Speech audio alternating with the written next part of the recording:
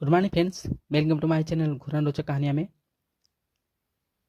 बात उस समय की है जब महात्मा बुद्ध विश्व भर में भ्रमण करते हुए बौद्ध धर्म का प्रचार कर रहे थे और लोगों को ज्ञान दे रहे थे। एक बार महात्मा बुद्ध अपने कुछ शिष्यों के साथ एक गांव में भ्रमण कर रहे थे। उन दिनों कोई वाहन नहीं हुआ करते थे, तो लोग पैदल ही मीलों की यात्रा किया करते थे। ऐसे ही गांव में घूमते हुए काफ़ी देर हो गई थी। बुद्ध जी को काफ़ी प्यास लगी थी। उन्होंने अपने एक शिष्य को गांव से पानी लाने की आज्ञा दी। जब वह शिष्य गांव में अंदर गया तो उसने देखा वहां एक नदी थी, जहां बहुत सारे लोग कपड़े धो रहे थे। कुछ लोग नहा रहे थे, तो नदी का पानी काफ़ी गंदा दिख रहा था।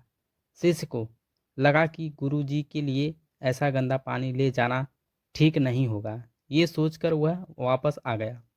महात्मा बुद्ध को बहुत प्यास लगी थी, इसीलिए उन्होंने फिर से दूसरे शिष्य को पानी लाने के लिए भेजा।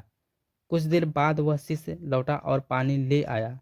महात्मा बुद्ध ने शिष्य से पूछा कि नदी का पानी तो गंदा था, फिर तुम साफ पानी कैसे लाए? शिष्य बोला कि प्रभु, वहाँ नदी का पानी वास्तव में गंदा था, लेकिन लोगों के जाने के बाद मैंने कुछ देर इंतजार किया और कुछ देर बाद मिट्टी नीचे बैठ गई और साफ पानी ऊपर आ गया। बुद्ध यह सुनकर बड़े प्रसन्न हुए और बाकी शिष्यों को भी सीख दी कि हमारा ये जीवन है, ये पानी की तरह है।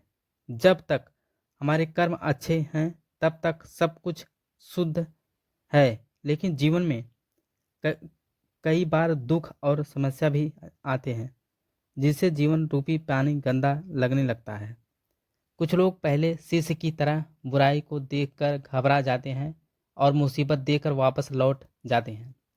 वह जीवन में कभी आगे नहीं बढ़ पाते।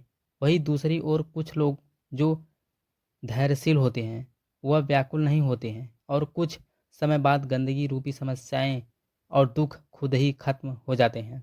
तो मित्रों, इस कहानी की सीख यही है कि समस्या और बुराई केवल कुछ समय के लिए जीवन रूपी पानी पानी को गंदा कर सकती है, लेकिन अगर आप धैर्य से काम लेंगे तो बुराई खुद ही कुछ समय बाद आपका साथ छोड़ देगी। आप लोगों की यह कहानी कैसी लगी?